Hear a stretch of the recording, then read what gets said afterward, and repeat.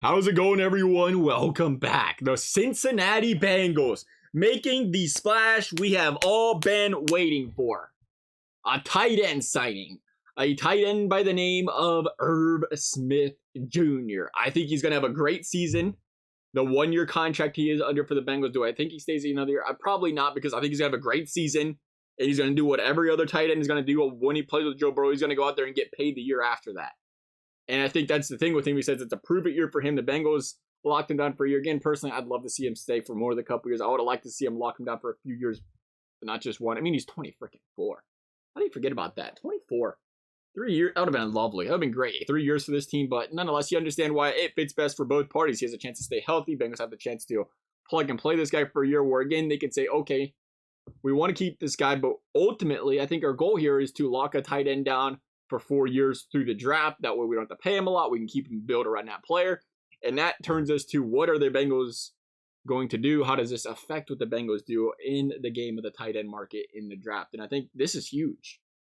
It's huge because it alleviates a lot of pressure on this front office, on this organization, to say, hey, we need to draft a tight end. Yeah, you do. That's obvious.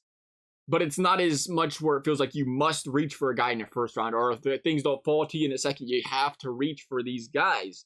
Where you say, all right, if our guy's not there in the first, or maybe they don't even want to go first. I'd love them not to go first round tight end. Now that they say, all right, we don't feel the pressure to go first round tight end because we have a guy who we think is going to perform and perform well this season.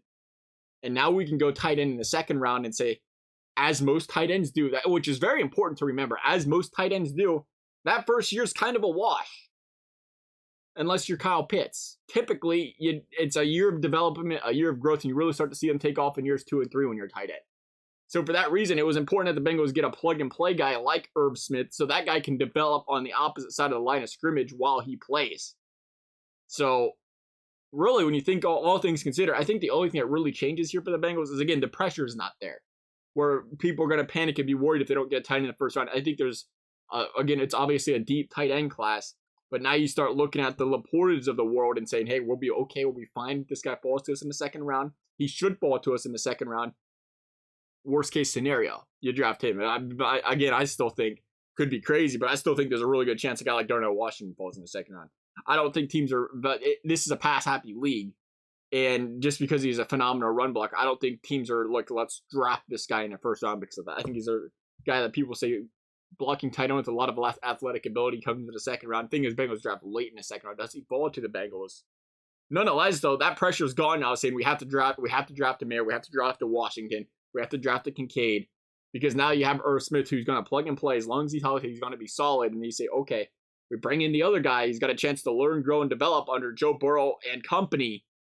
And then we're going to get 3 solid years, I think, out of this guy. As long as he can run around and catch a football, we're going to get 3 solid years out of this guy that they draft. So it's huge. It's huge that the Bengals don't have to go to this draft having to draft 2 tight ends.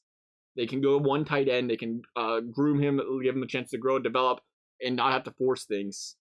And I think that's good. That's obviously good. We don't have to force a guy, overwhelm him with anything, get him prepared.